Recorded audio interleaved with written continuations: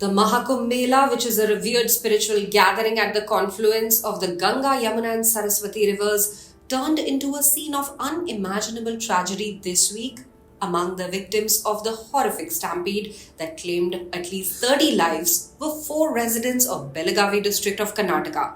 The deceased includes 50-year-old Jyoti Hattarwat, who's a BJP worker from Karnataka, her 25-year-old daughter Megha Hattarwat, 60-year-old Arun Narayanan Khoparde, and 45-year-old Mahadevi Hanumant Bhavanur. Their bodies were airlifted back to Belagavi on Thursday, leaving behind devastated families and a community in mourning.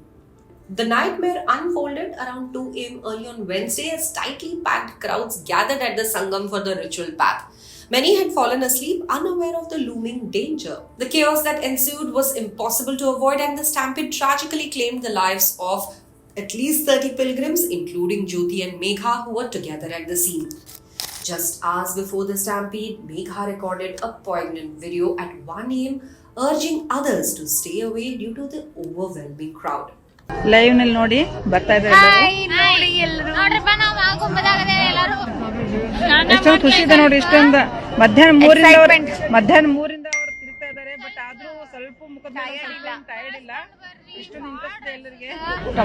ಬಹಳ ಅಂದ್ರೆ ಬಹಳ ವರ್ಷದ ಸ್ವಲ್ಪ ಸಂಭಾಳಿಸ್ಕೊಂಡು ಕೈ ಹಿಡ್ಕೊಂಡೆ. Her father, Deepak Hattarwat, could only sit in disbelief at home in Belagavi.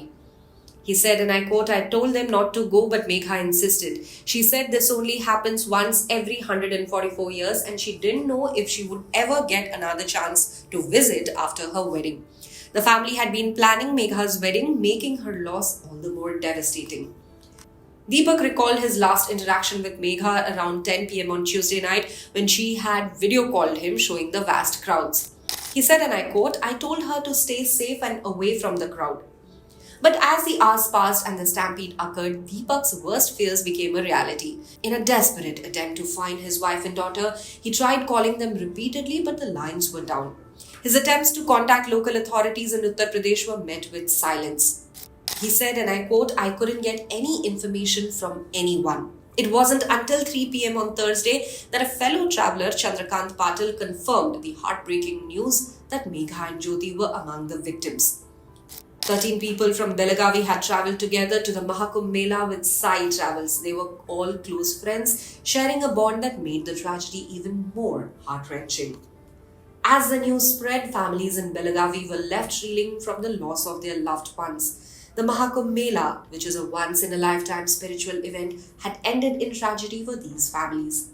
Deepak, now alone with his eldest daughter, is left grappling with a grief so profound that no words can offer comfort. The hopes and dreams he had for his daughter's future, the plans for her marriage, have now shattered, leaving behind only an emptiness that no words can fill. This tragedy has not only claimed lives, but also torn apart families who had come seeking solace and blessings only to be met with unspeakable loss.